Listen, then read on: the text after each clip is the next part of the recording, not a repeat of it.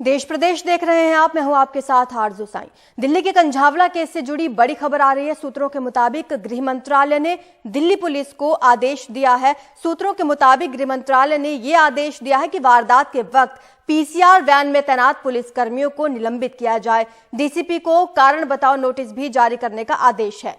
कंझावला इलाके में कार सवार आरोपियों ने एक लड़की को कई किलोमीटर तक घसीटा था, जिसके बाद उसकी दर्दनाक मौत हो गई थी। इस केस में लगातार नए नए सीसीटीवी फुटेज सामने आते रहे, नए नए खुलासे होते रहे और गृह मंत्रालय ने भी खुद इसका संज्ञान लिया। आपको बता दें, एक रिपोर्ट गृह मंत्रालय को सौंप दी गई है और अब गृह मंत्रालय ने दिल्ली पुलिस को ये साफ तौर पर आदेश दे दिए हैं कि कार्रवाई लापरवाह पुलिस कर्मियों पर भी की जाए और आरोपियों पर भी धारा 302 के तहत केस दर्ज किया जाए।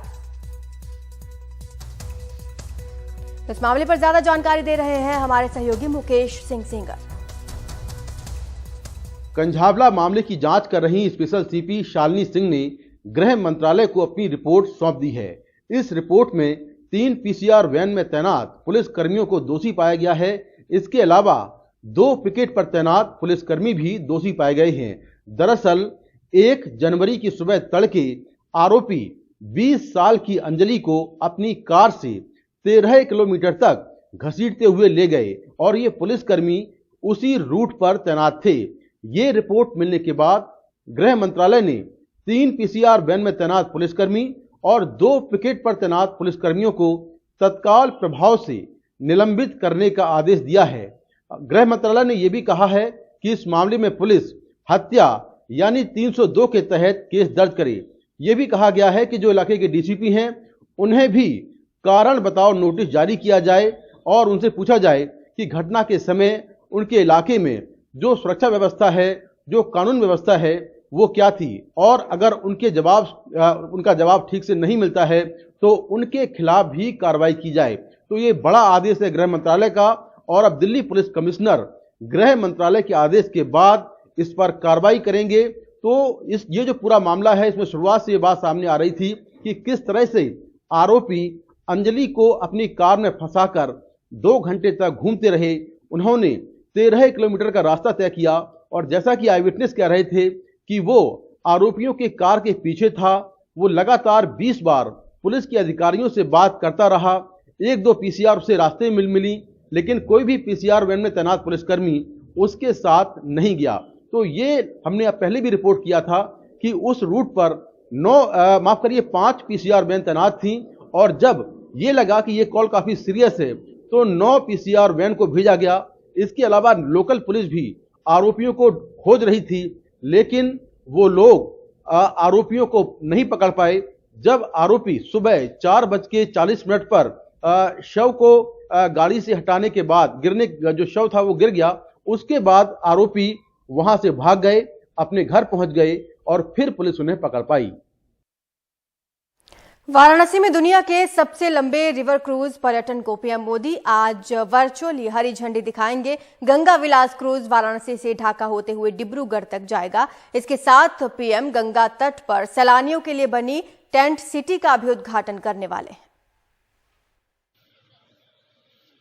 बनारस के रविदास घाट पर खड़ा ये गंगा विलास क्रूज शुक्रवार को प्रधानमंत्री की हरी झंडी मिलने के बाद एक लंबी सैर के लिए निकल पड़ेगा।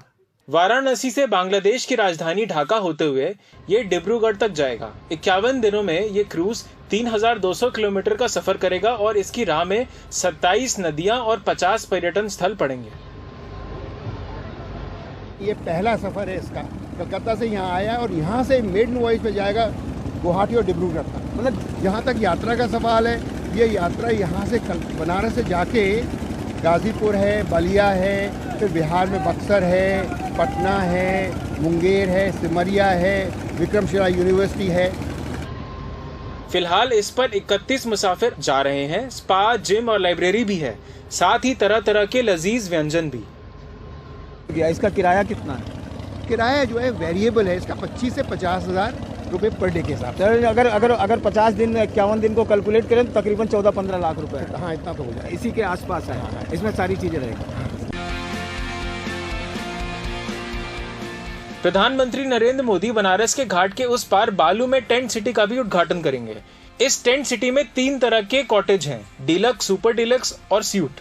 यहाँ भी 3 स्टार से 5 स्टार होटल की सुविधा मिलेगी। किराया भी इसी तरह का लगेगा। इस टेंट सिटी में ओपन लाउंज भी है जहां सांस्कृतिक कार्यक्रम किए जाएंगे। इसके साथ ही यहां community hall, yoga park, water sports जैसी सुविधाएं भी रहेंगी।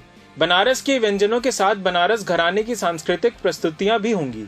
इस टेंट सिटी को बसाने वाली कंपनी के लोगों को भी अलग सा अनुभव हो रहा है। ये जो स्टैचू ऑफ, ये जो केवल अपना जो टेंट सिटी बनारस हमने बनाया हुआ है, वो गंगा नदी, गंगा जी के किनारे पे है। हम लोग कह सकते हैं गंगा जी की गोद में है, तो एक फील ले सकते हैं हम लोग। शाम के टाइम पे पानी का फील लीजिए, गंगा जी का फील लीजिए, और उस फील को लेते हुए अपनी बात करूँ, खुद दूसरी बार आया हूँ वाराणसी, वो फीलिंग काफ़ी अच्छा हो रहा है कि गंगा जी के किनारे पे खड़े रह के एक आध्यात्मिक टेंट सिटी में रहा हूँ।